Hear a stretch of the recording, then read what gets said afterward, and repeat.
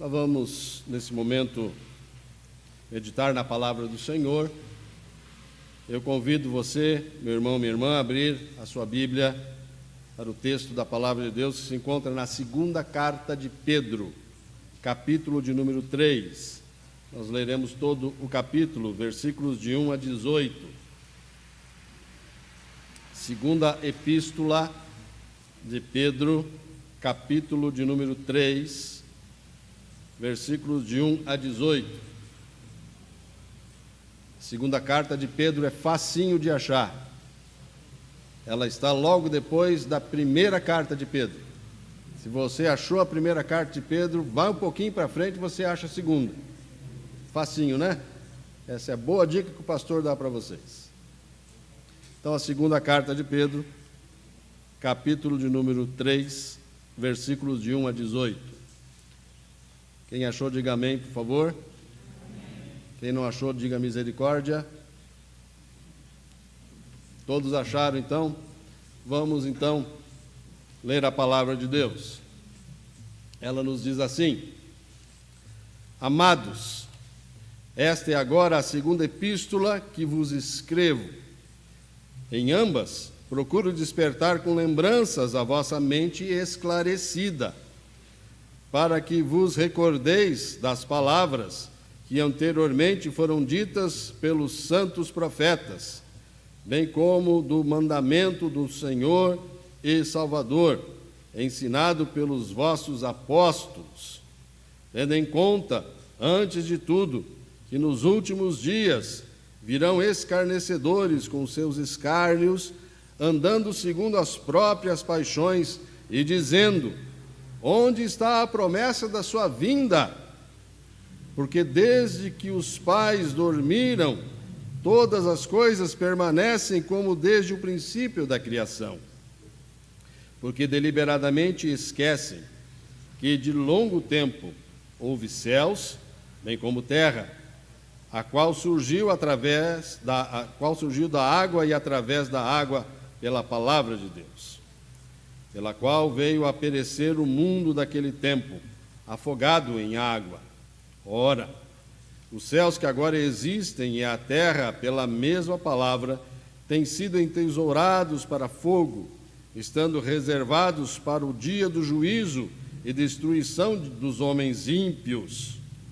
Há, todavia, uma coisa, amados, que não deveis esquecer, que para o Senhor um dia é como 1000 anos, e 1000 anos como um dia. Não retarda o Senhor a sua promessa, como alguns a julgam demorada.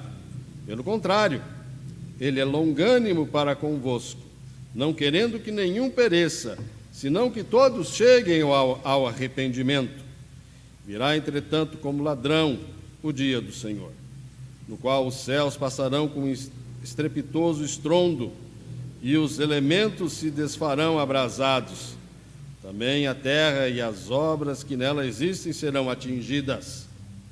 Visto que todas estas coisas hão de ser assim desfeitas, deveis ser tais como os que vivem em santo procedimento e piedade, esperando e apressando a vinda do dia de Deus, por causa do qual os céus incendiados serão desfeitos e os elementos abrasados se derreterão. Nós, porém, segundo a promessa, esperamos novos céus e nova terra, nos quais habita a justiça. Por esta razão, pois, amados, esperando estas coisas, empenhai-vos por serdes achados por Ele em paz, sem mácula e irrepreensíveis, e tende por salvação a longanimidade de nosso Senhor, como igualmente o nosso amado irmão Paulo vos escreveu, segundo a sabedoria que lhe foi dada, ao falar acerca desses assuntos, como de fato costuma fazer em todas as suas epístolas, nas quais há certas coisas difíceis de entender, que os ignorantes e instáveis deturpam, como também deturpam as demais escrituras, para a própria destruição deles. Vós, pois, amados, prevenidos como estáis de antemão, acautelai-vos. Não suceda que, arrastados pelo erro desses insubordinados, descaiais da vossa própria firmeza. Antes, crescei na graça e no conhecimento de nosso Senhor e Salvador Jesus Cristo. A Ele seja glória, tanto agora como no dia eterno. Amém. Vamos orar ao Senhor. Amado Deus e Pai, o santo nome do Senhor Jesus Cristo, nos colocamos diante do Teu altar nesse momento, pedindo que o Senhor possa esclarecer aos nossos corações o ensino da Tua palavra. Acabamos de lê-la e queremos que o Teu Espírito Santo esteja abrindo as nossas mentes, os nossos corações, para que possamos compreender aquilo que o Senhor mesmo tem a nos dizer nessa noite. Ó Deus, não permita que nada venha a nos distrair nesta hora, não permita que venhamos, ó Pai, a estar sendo retirados da comunhão com o Senhor e que sejamos por Ti edificados, por Ti esclarecidos e por Ti mesmo, ó Deus, motivados a servirmos ao Senhor com alegria. Nós assim pedimos em nome de Jesus. Amém.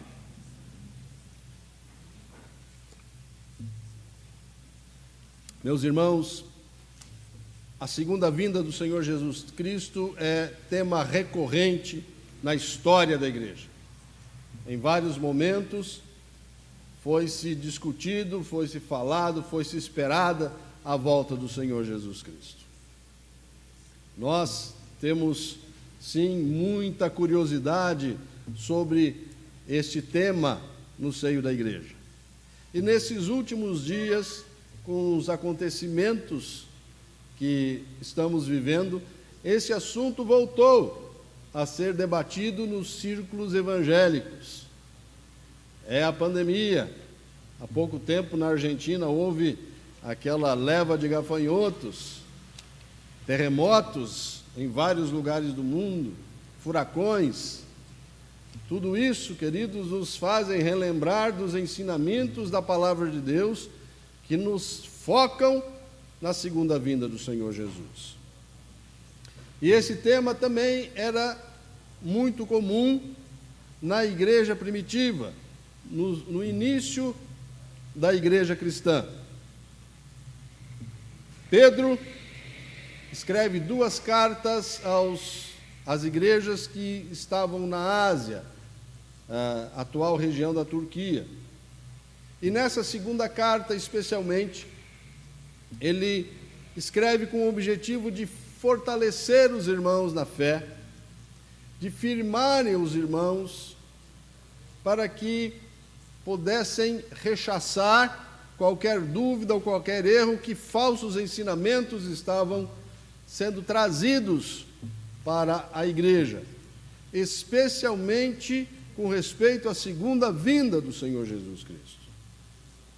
Ali havia também muita curiosidade, ali havia muita expectativa, mas parece que alguns estavam desanimando, parece que alguns estavam ficando frustrados, porque o tempo passava e Jesus não aparecia, Jesus não voltava. Pedro, então, os orienta a permanecerem firmes para aguardarem a vinda do Senhor Jesus Cristo. Porque eles precisavam, queridos, lembrar daquilo que eles foram ensinados, segundo o ensino do próprio Senhor Jesus Cristo. E isso nós vemos o relato do ensino de Jesus, especialmente nos evangelhos, acerca da sua volta, e também daquilo que os apóstolos e os profetas falavam. Nós temos, como o próprio Pedro nos lembra, a figura do apóstolo Paulo, que em vários momentos, em várias cartas, cita a volta do Senhor Jesus Cristo, mas de uma maneira muito especial lá em Tessalônica. Ele gasta bastante tempo ensinando os irmãos sobre a volta do Senhor Jesus Cristo. Por isso, queridos, é que nós precisamos estar preparados para a volta do Senhor e ficarmos firmes no ensino do que a Escritura Sagrada nos diz. Por isso, gostaria de chamar a atenção dos irmãos para, nessa noite, pensarmos um pouquinho sobre a segunda vinda de Jesus. Baseado nesse tema, nesse texto, nós veremos 3 elementos para que nós fiquemos prontos e preparados para a vinda do Senhor Jesus.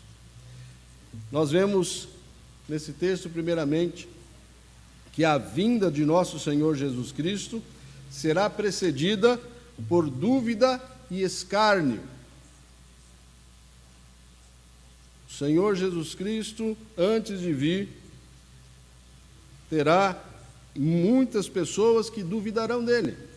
Vejam aqui os versículos 3 em diante, diz assim: para que vos recordeis das palavras que anteriormente foram ditas pelos santos profetas, bem como o mandamento do Senhor e Salvador ensinado pelos vossos apóstolos, tendo em conta, antes de tudo, que nos últimos dias virão escarnecedores com seus escárnios, andando segundo as próprias paixões, e dizendo: onde está a promessa da sua vinda? Porque desde que os pais dormiram, todas as coisas permanecem como desde o princípio da criação, porque deliberadamente esquecem que de longo tempo houve céus, bem como terra, a qual surgiu da água e através da água pela palavra de Deus, pela qual veio a perecer o mundo daquele tempo, afogado em água. Ora, os céus que agora existem e a terra pela mesma palavra têm sido entesourados para fogo, estando reservados para o dia do juízo e destruição dos homens ímpios. O apóstolo Pedro nos faz relembrar que antes da vinda do Senhor Jesus Cristo, nos últimos dias, o mundo estaria numa situação de dúvida, de escárnio. Escárnio é a ideia de alguém que jocosamente vai estar falando sobre o assunto. Muitas pessoas vão estar duvidando da volta de Jesus e até fazendo brincadeiras, piadas sobre a volta de Jesus, dizendo que a volta de Jesus não vai acontecer, que isso era só a ideia errada trazida pela igreja, talvez para colocar uma espécie de temor ou algum tipo de subordinação aos membros da igreja. Mas, queridos, a Bíblia nos ensina que os últimos dias serão tempos difíceis mesmo, em que as pessoas não estarão mais com o temor devido ao Senhor. Os homens estarão completamente longe de Deus, vivendo as suas próprias paixões carnais, como diz aqui. Ora, eles estarão andando segundo as suas próprias paixões. O que vivemos hoje se aproxima muito disso, queridos. Os homens têm deixado de lado o ensinamento de Deus.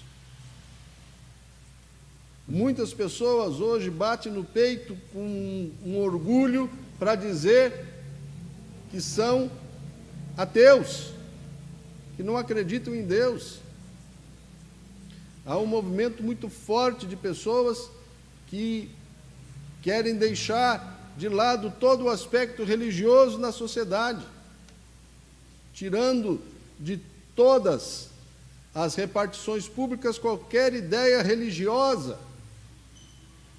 Existem pessoas que lutam para que festas religiosas ou dias religiosos não sejam mais comemorados. Há pessoas que relutam, por exemplo, a comemorar o Natal, o nascimento de Jesus. querem até mudar as nomenclaturas. Nós estamos hoje no dia 6 de setembro de 2020, não é isso? Não errei a data não, né? Certinho.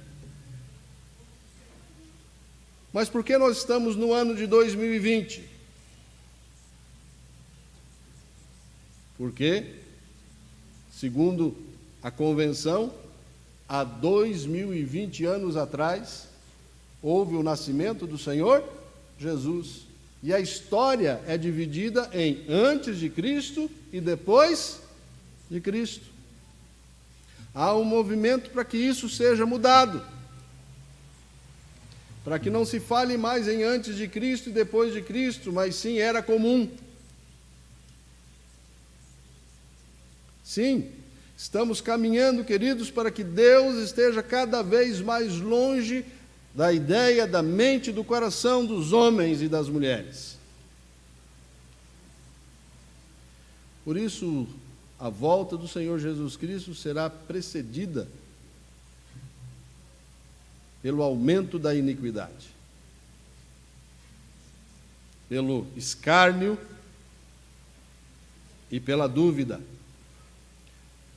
O Senhor Jesus nos diz que o amor de muitos iria se esfriar. O mundo sem Deus, da maneira como está sendo conduzido, vai levar exatamente a isso. O mundo sem Deus é um mundo sem amor. Mas, queridos, o apóstolo Pedro nos adverte que nós não devemos olhar para eles, pelo contrário, devemos olhar para aquilo que Deus nos ensina. E a nossa fé deve estar firmada em Cristo Jesus. Porque a estes que são chamados de ímpios aqui, aqueles que escarnecem da volta de Jesus, aqueles que duvidam da volta de Jesus, que demonstram que não tem Deus no seu coração,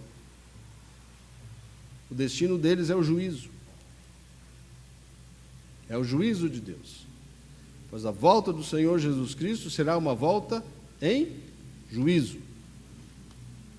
Para nós, a igreja do Senhor Jesus Cristo, para a glória. Para aqueles que são ímpios e sem Jesus, para o juízo, para o julgamento. E aqui, Pedro nos faz lembrar dos dias de Noé. Primeiro ele lembra da criação, em que diz que o mundo, pelos quais os incrédulos dizem, o mundo continua do mesmo jeito, o mundo não muda, as coisas não acontecem, o mundo é mundo desde que se conhece, os pais da igreja morreram e nada muda. Pedro diz assim: olha, esse mundo que foi criado por Deus, por meio da água, esse mesmo mundo sofreu o juízo de Deus através da água. A gente precisa lembrar de Noé, porque a referência nos lembra a ele. Nos dias de Noé, haviam muitas pessoas também que estavam entregues às suas próprias paixões. Capítulo 6 de Gênesis vai nos mostrar isso. As pessoas andavam conforme a sua paixão carnal. E o mundo teve a iniquidade a multiplicar-se, até que Deus resolve chamar Noé e fazê-lo construir uma arca. E quando Noé entra na arca pelo mandado de Deus, o mundo é punido com o dilúvio.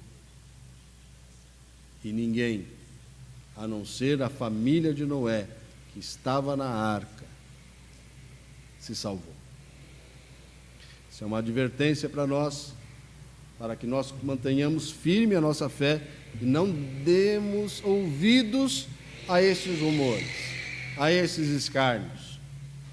Mas antes, sejamos firmes, aguardando a vinda do Senhor Jesus Cristo.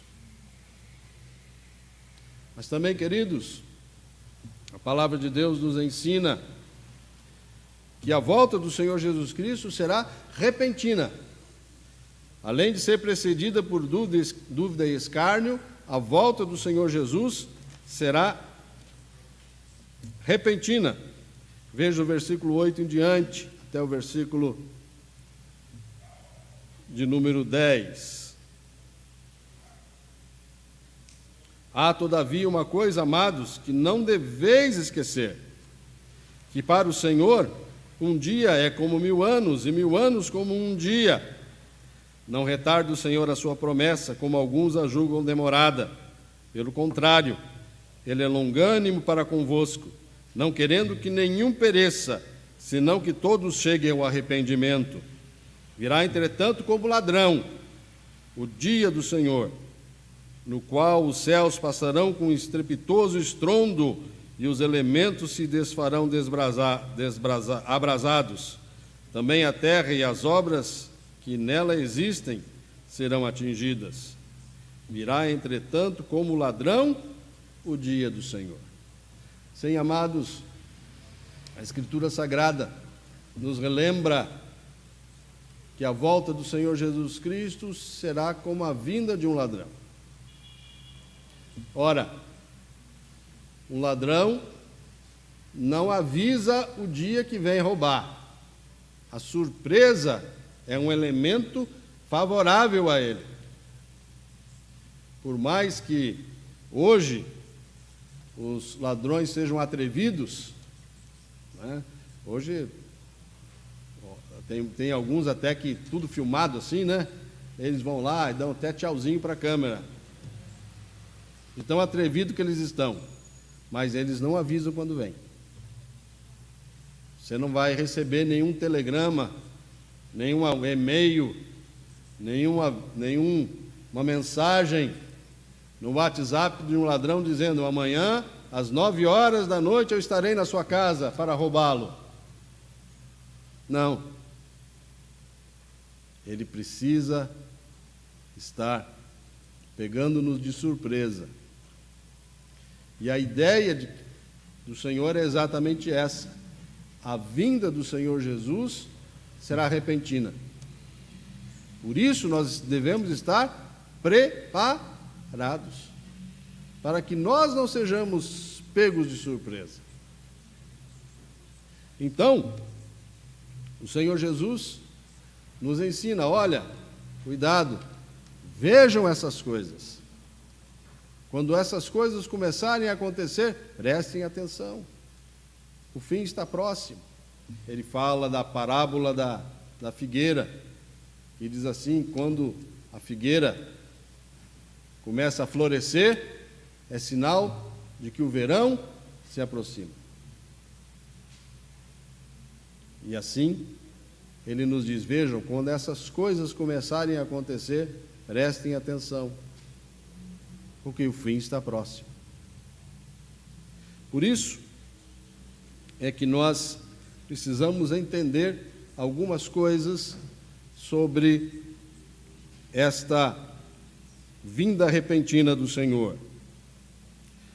No versículo 8, nós precisamos entender que a vinda repentina está de acordo com o tempo de Deus. Versículo 8 diz assim: há, todavia, uma coisa, amados, que não deveis esquecer, que para o Senhor um dia é como 1000 anos, e 1000 anos como um dia. Meus amados, nós somos presos ao tempo. Nós, seres humanos, estamos presos ao tempo. Nós não temos o controle do tempo. Nós vivemos o presente. E o passado, nós não conseguimos fazê-lo voltar. O futuro, a gente não tem o domínio sobre ele. O tempo para nós é um senhor muito rígido, e o tempo passa, os anos vão passando, e o que a gente conseguiu fazer ficou para trás. E o que vem para frente, Deus é quem sabe, nós não temos o domínio sobre isso. Mas enquanto nós estamos presos ao tempo, o Senhor está acima do tempo. Deus não está preso ao tempo. Para Deus não existe o tempo. Ele é soberano sobre ele. Por isso é que Pedro nos faz lembrar que um dia para Deus é como se fosse 1000 anos, e 1000 anos como se fosse um dia. O Senhor está acima do tempo. Então, a volta do Senhor Jesus Cristo se dará no tempo de Deus, no tempo próprio, no tempo certo. Assim como Deus mandou Jesus Cristo no tempo apropriado, assim também o Senhor Jesus voltará a segunda vez no tempo apropriado, no tempo certo. E essa questão do tempo e do controle de Deus é tão rígida, tão firme, que o próprio Senhor Jesus Cristo chegou a dizer assim: nem o Filho sabe o dia da volta, porque está nas mãos de Deus. Vejam, queridos, que Deus é quem sabe o tempo certo. Muitos já tentaram prever a volta de Jesus em várias épocas da história. Já disseram que Jesus viria em 1914, em 1879 e assim por diante. Mas todos que fizeram previsões até agora erraram, porque isso está no controle de Deus. E no tempo certo, o Senhor dará ordem aos seus arcanjos, e eles tocarão a trombeta, e o Senhor Jesus Cristo aparecerá do céu glorioso para buscar a sua igreja. Por isso, queridos, nós temos que entender: a vinda do Senhor é repentina, porque o tempo está nas mãos de Deus. Mas há um segundo elemento que eu quero chamar a atenção dos irmãos: que esse tempo de espera que nós temos na volta do Senhor Jesus, que se dará repentinamente, é um tempo de oportunidade. Serão dias de oportunidade. Olha o que diz aqui o versículo 9: não retarda o Senhor a sua promessa, como alguns a julgam demorada. Pelo contrário, Ele é longânimo para convosco, não querendo que nenhum pereça, senão que todos cheguem ao arrependimento. A demora na vinda de Jesus não é em vão. Ela faz parte do propósito de Deus, do propósito gracioso do Senhor. Ele deseja que nesse período nós nos arrependamos, que nós venhamos a buscá-lo, que nós venhamos a nos dedicar a Ele.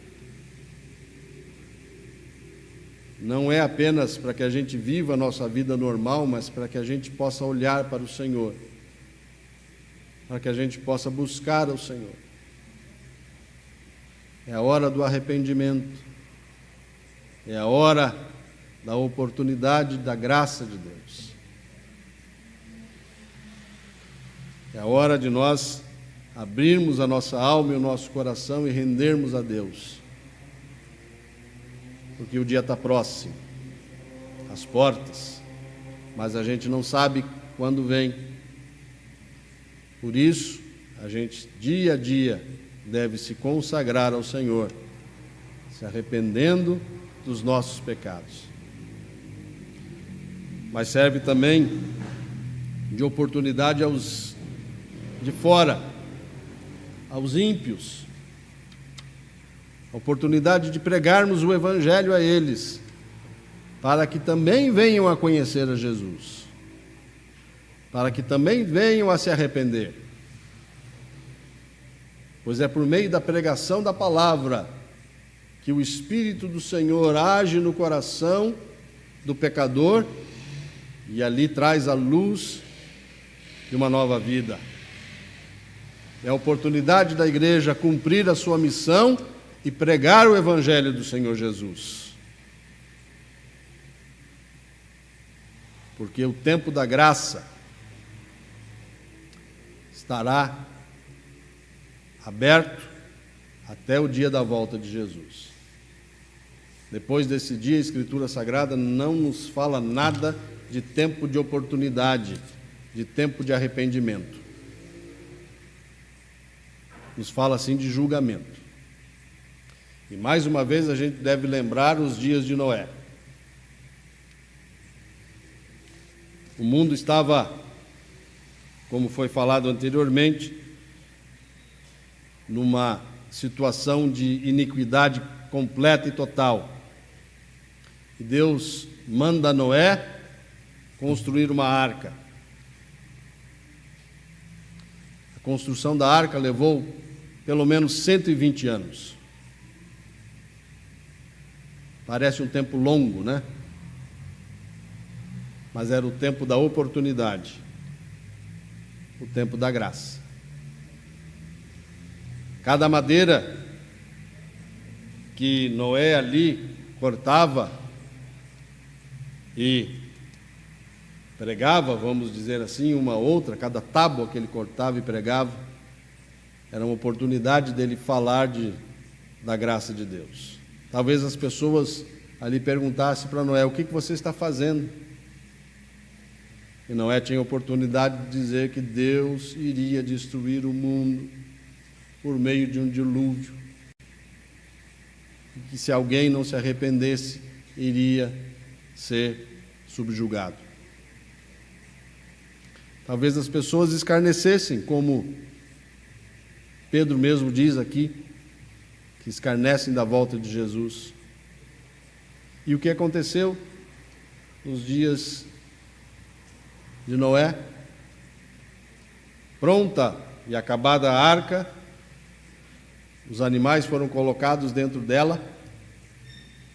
Noé e a sua família entram na arca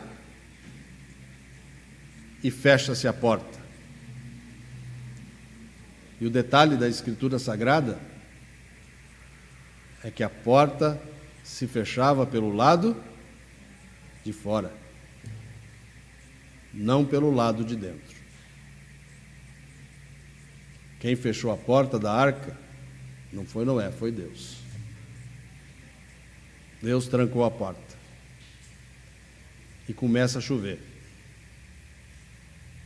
E aquelas pessoas que antes riam, debochavam e não acreditavam, certamente olhavam para a arca de Noé, querendo abrigar-se nela, mas naquela hora já era tarde.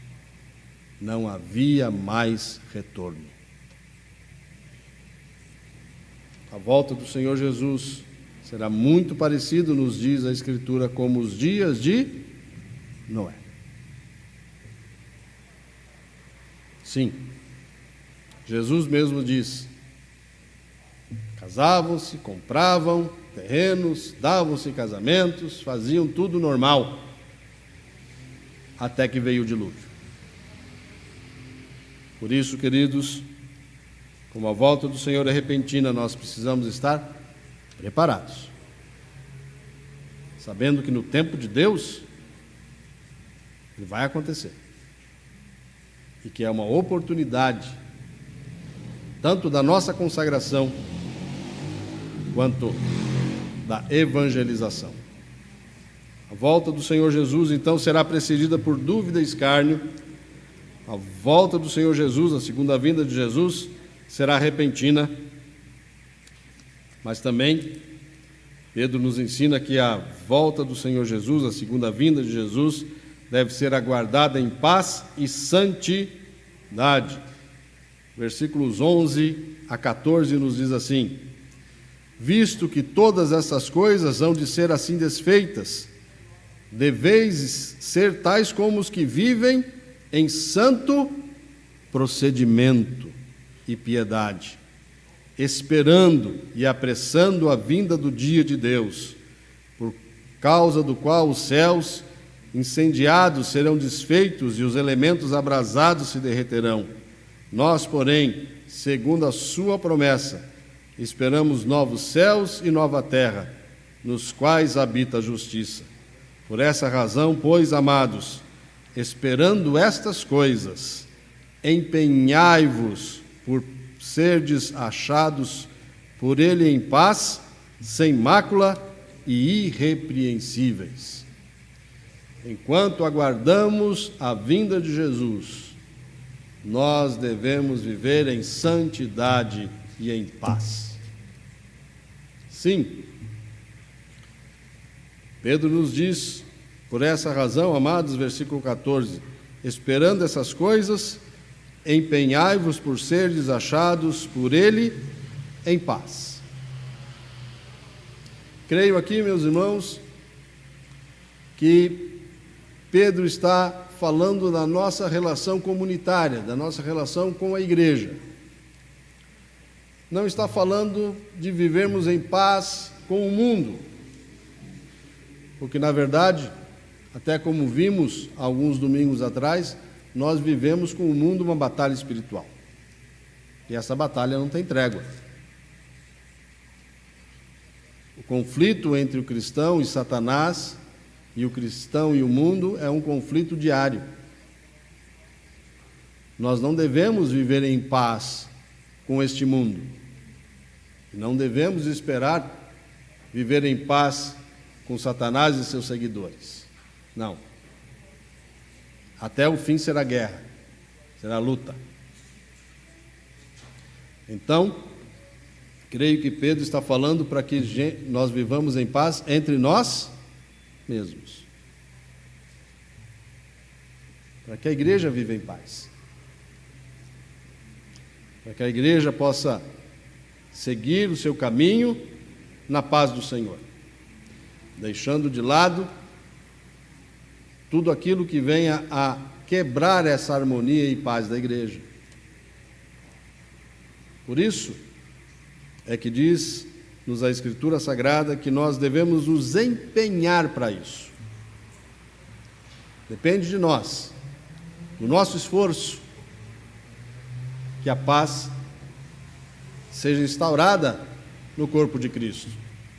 Porque, queridos, por causa do pecado que ainda temos, mesmo convertidos, ainda temos os reflexos do pecado dentro de nós, muitas vezes nós somos chamados não para a paz, mas para a briga.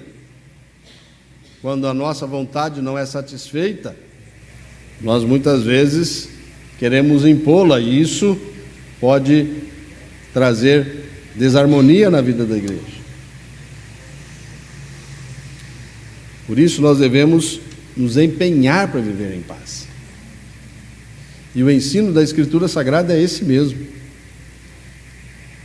Diz que aqueles que são espirituais devem estar ajudando e auxiliando aqueles que são espiritualmente mais imaturos.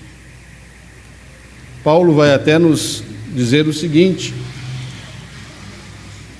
se você come carne, porque as carnes, especialmente na cidade de Corinto, eram consagradas aos ídolos, e muitos tinham dificuldades nisso. Paulo diz: se você come carne, não tem problema nenhum. O ídolo não é nada. não há problema. Mas se um irmão mais fraco na fé achar que isso não é bom, e você comer carne vai escandalizar o irmão, o que você deve fazer? Você deve comer carne para poder ofender o irmão? Paulo diz: não, deixe de comer carne. Porque se isso for trazer um golpe na consciência do seu irmão, é melhor você não fazer. E isso é um princípio muito importante para a comunhão na vida da igreja. Eu não posso olhar só para mim, eu tenho que olhar para o meu irmão. E muitas vezes eu tenho que ceder aquilo que eu acho que é bom e certo, sem ceder, claro, nos fundamentos da fé e do amor, para que o meu irmão possa não se escandalizar. Por isso, irmãos, a igreja deve viver em paz, em harmonia. Deve ser tirados e deixados de lado qualquer rixa, qualquer partidarismo, qualquer vanglória, que devemos andar unidos de alma. Como Paulo diz lá em Colossenses, lutando juntos pela fé evangélica. Mas também aqui nos diz que a gente deve andar, no versículo 11, em santo procedimento e piedade. Enquanto esperamos e aguardamos Cristo Jesus, devemos viver em santo procedimento. Assim como Deus é santo, também nós devemos viver em santidade. E devemos buscar isso. Devemos orar por isso. Devemos nos esforçar por isso. Sim, queridos.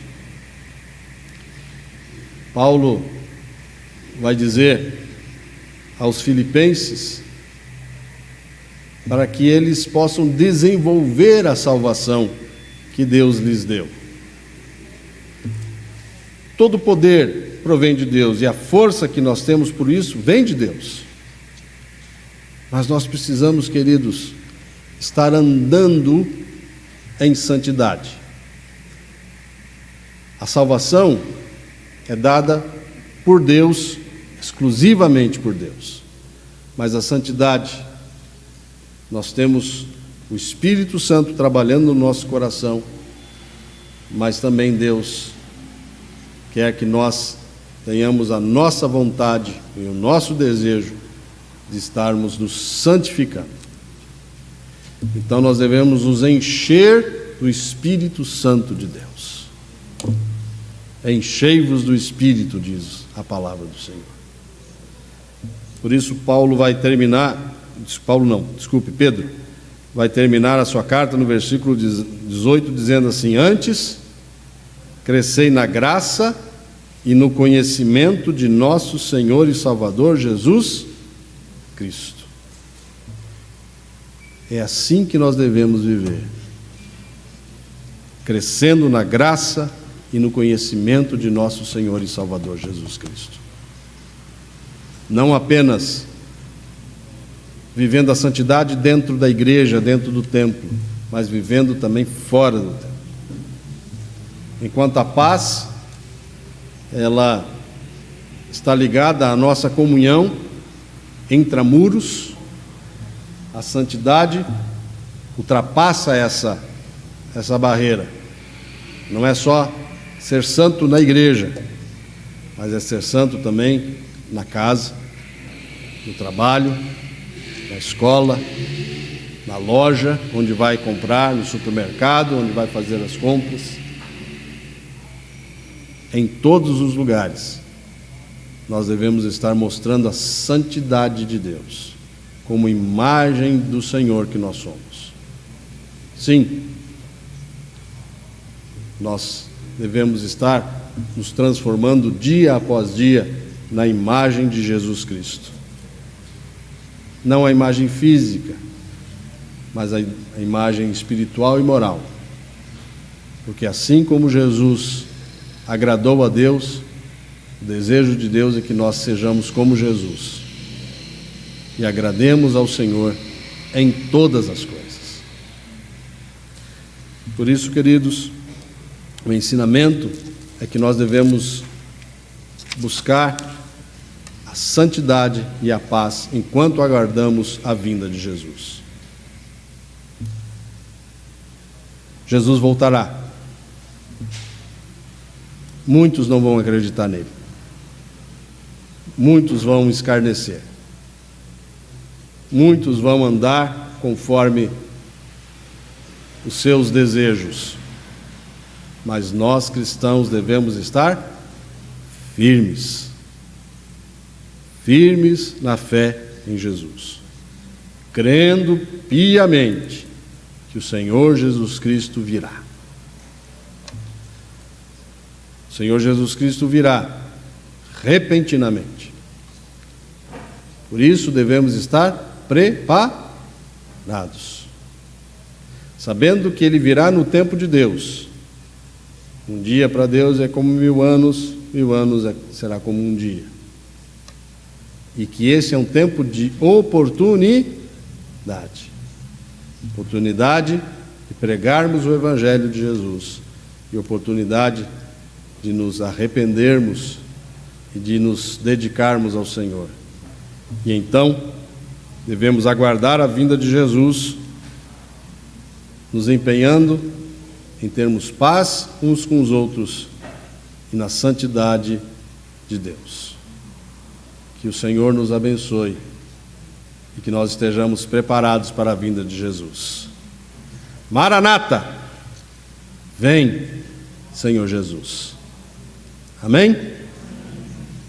Vamos orar? Bendito seja o teu nome, Senhor, porque cremos que o Senhor Jesus voltará. E por isso, ó Pai, entregamos as nossas vidas ao Senhor, para que nosso coração esteja firme, não venha a vacilar, ó Deus, com as mentiras e heresias daqueles falsos profetas, mas estejamos firmes no Senhor Jesus, que possamos estar, ó Deus, preparados para a vinda de Jesus, que vivamos em paz e que vivamos em santidade, e que nesse tempo possamos trabalhar na obra do Senhor, levando o Evangelho àqueles que ainda não conhecem o Senhor, e que possamos nos consagrar de corpo e alma ao Senhor. Assim nós te pedimos em nome de Jesus. Amém.